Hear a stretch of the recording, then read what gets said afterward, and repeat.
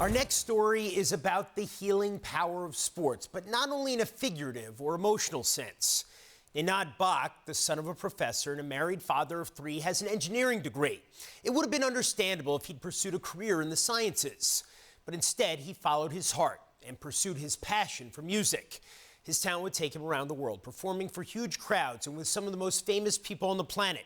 But then all of that was lost, and Nenad went in search of a way to get it back.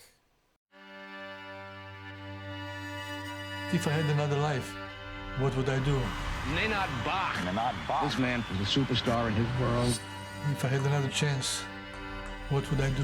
What he does have is a passion. As long as you live, as long as you can move your fingers, I think you defend your passion.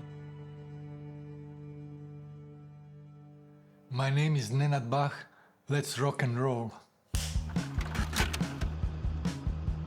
I was born in Zagreb, Croatia, in 1954.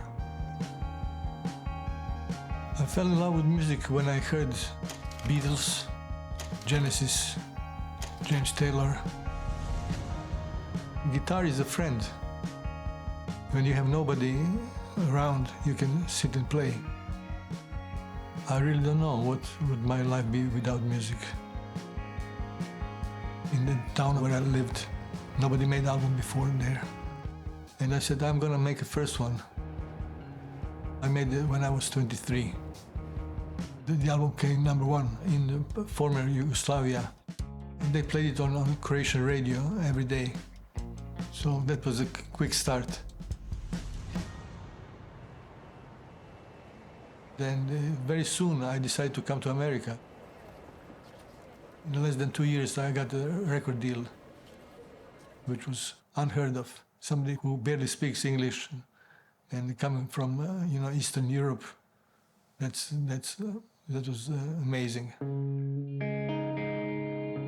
I came across a lot of people. Bono and Princess Di. In 1995, I sang at the Pavarotti and Friends concert. You have 500,000 people in front of you. It's scary and thrilling at the same time.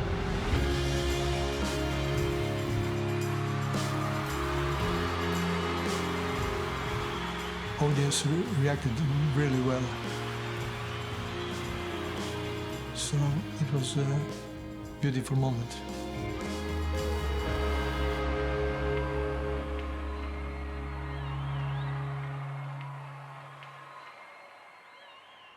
In 2010, I knew that something was wrong, but I didn't know what. I had to go to the doctor. I started to see the changes in my body, which was a shaking of the right hand, some tremor, slight tremor. I saw him, I interviewed him, examined him. We did a scan, it's called a DAT scan, and that was confirmatory. This is indeed Parkinson's disease. The hallmarks of Parkinson's disease are the loss of dopamine neurons, and it leads to a slowness of movement and a reduction in dexterity. Playing guitar, playing keyboard are activities that require good fine motor control, and that is right at the heart of what Parkinson's impacts. For someone like him, he could continue to do those activities for a long time. But ultimately, the disease wins, and he would not be able to do them at a high enough level that he could carry on with the kind of performances and the kind of production of music that he was used to. 5 years later, I couldn't perform live on a guitar. My fingers would be stuck here, between these strings. Just could not perform. Nenad Bach! Sing with me. That was devastating, to say the least. It is a progressive disease, and it occurs at a pretty constant rate. until it accumulates a pretty significant disease burden, as we say. Muscles are getting weak. You focus on the salad, on the fork. You have to think about it. It's not automatic anymore. There is no cure for Parkinson's. It's a serious diagnosis. But you can do something about it.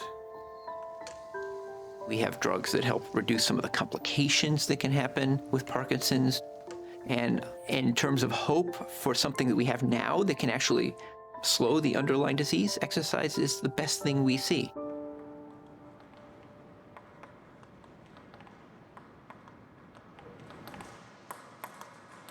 A friend of mine invited me to play table tennis. I had no expectations. I just came to play for fun, just to be active a little bit.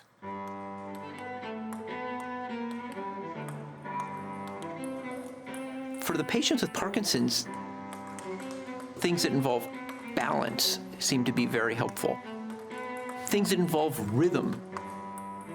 Ping pong meets those criteria. All these things that Parkinson's is impairing are things that are directly addressed by ping pong. I noticed next day that I felt much better. So next week I played again, and I felt better again.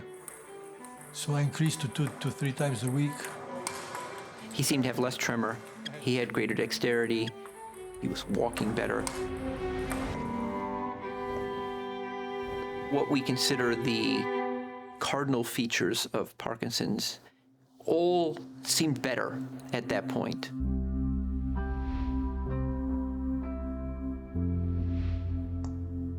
When I play table tennis, everything is gone. There is no past or future. There is just now. I didn't conquer the Parkinson, but I conquered the fear of Parkinson. Somehow I knew that there is probably some way. I never believed that I would lose it forever. In the period of a year, I could play my guitar again.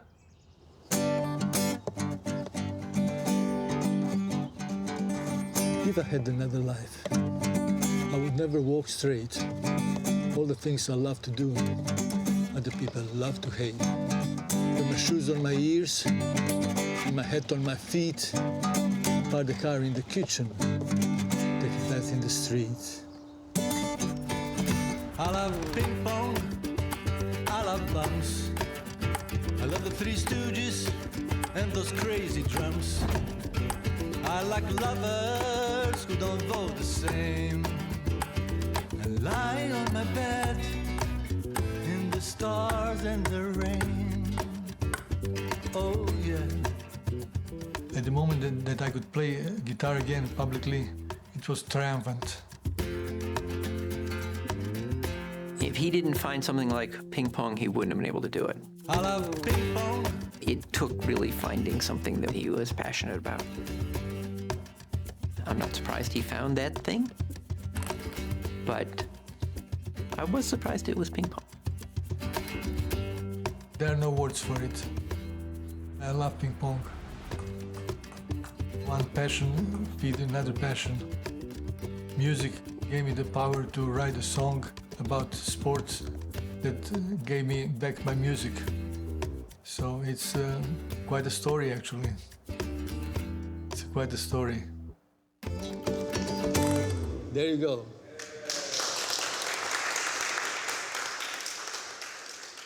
Since incorporating table tennis into his therapy, Nenad has started a nonprofit with 1,000 members in 22 countries. PingPongParkinson's 3 goals are to help patients attain and improve quality of life through exercise, to motivate the scientific community to find out why ping pong works as a treatment, and to create a Parkinson's classification for table tennis at the Paralympic Games.